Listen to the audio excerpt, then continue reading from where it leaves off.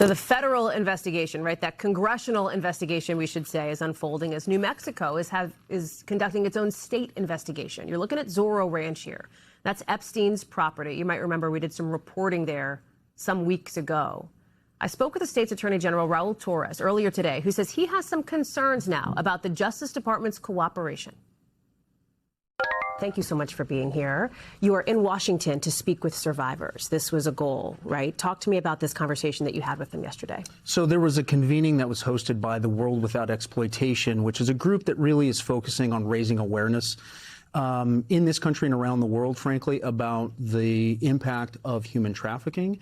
And it provided an opportunity for us to get in front of Epstein survivors and let them know about New Mexico's ongoing criminal investigation. To do this, to conduct this investigation, you obviously need materials, you need information, and you have asked, and you referenced this yesterday too, that you've asked the DOJ for unredacted access to the Epstein files, and you still do not have it. Why do you think that is?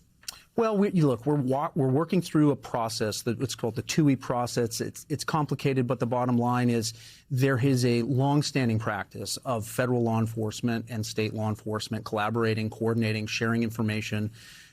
We have engaged the Department of Justice. We are still waiting for that access. It is frustrating. I'll tell you that it is hindering our ability to move this investigation forward at the pace that I would like. And I'm hoping that we can resolve that in a way that serves the interests of these survivors. But, you know, it remains to be seen whether or not we're going to have unredacted access to the But files. what does that mean? Is your only option here to wait? What do you do from here if the DOJ is not going to play ball and give you what you're asking for? Well, look, I haven't ruled anything out in terms of what next steps might be. Including legal action against the DOJ?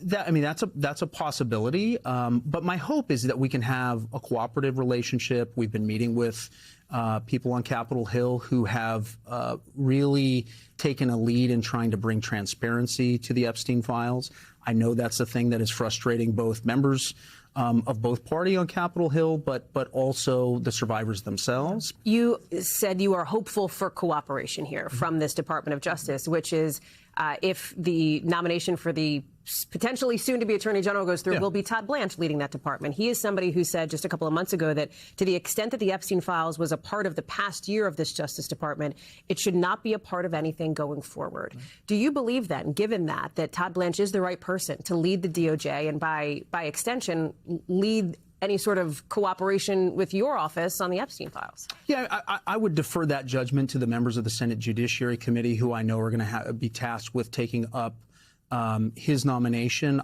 What I will say is that as a career law enforcement and state and federal prosecutor, it's unusual for us to not have this kind of cooperation. Does it concern you that the potential next AG said what he said about the Epstein case?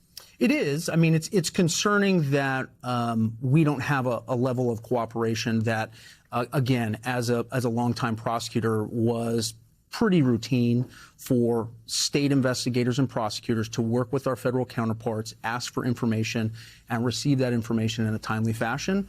We are continuing to try and work through the process that they have established, but at this point, there is a growing sense of frustration on my team about the lack of access to critical information. So what does that timeline look like? I know you've told survivors that you can't be sharing every detail publicly about your investigation because it is criminal, but what can you say about where this is going? I look at, for example, Leslie Groff, who's going to be on Capitol Hill today testifying behind closed doors. Is she somebody you want to talk to? What else? Who else are you looking to bring in? Well, we will be looking to talk to and dig into the details around any individual who was directly involved with Jeffrey Epstein's conduct at Zorro Ranch in New Mexico. And so we don't leave anyone off the table in terms of the leads that we're going to follow. But this is a really important point. I think there is some confusion about the fact that as a criminal investigation, we don't talk publicly. This is Fight Club. We don't talk about it. You can issue subpoenas, right? We can. And have you? And, well, we won't. We're not going to discuss publicly what we do as investigators because that's in the nature of what we do, and it's very different than members of Congress. And I've had members of Congress and others, even back in New Mexico on the Truth Commission, urge us to really get into the details publicly about what we're doing. But what I want to do in terms of public statements is to encourage survivors. Well, right? And to this point, you know, when you talk about trust, one of the things in my conversations with some survivors, I do think there is to a degree a sense of fatigue sometimes with the process. Absolutely. They've done a lot of talking. They've done a lot of talking. I think there are many survivors who want to see some accountability now moving forward. When you say to them, I'm not just another man in a blue suit, I need you to trust me, why should survivors believe that you will be the person to, as they hope, carry this ball over the finish line when it comes to some sort of degree of accountability additionally? Yeah, I mean, frankly, it's because we are not spending a lot of time publicly discussing all of the things that they have already talked about publicly. My career and my entire life in public service, frankly, has been focused on trying to protect survivors, right? To protect children who have been abused, adults who have been the victims of sexual assault and sexual violence. And one of the things that I've learned from that experience is that it's a sacred thing to build a relationship with a survivor and ask them to share details which are, I mean, the most tragic things that you can. It's so vulnerable. That's right. And so what we want them to understand is that this is different. I'm not trying to promise them an outcome as a prosecutor. We never do that. We will never make a promise about a particular outcome that we want to achieve at the end of this, other than getting to the truth, other than getting to the bottom of exactly what happened and getting a clear understanding of how this was allowed to occur at Zorro Ranch for so long without a law enforcement response. Mr. Attorney General, thank you so much for being with us. An important conversation. We appreciate it. Absolutely. We thank you for watching. And remember, stay updated on breaking news and top stories on the NBC News app or watch live on our YouTube channel.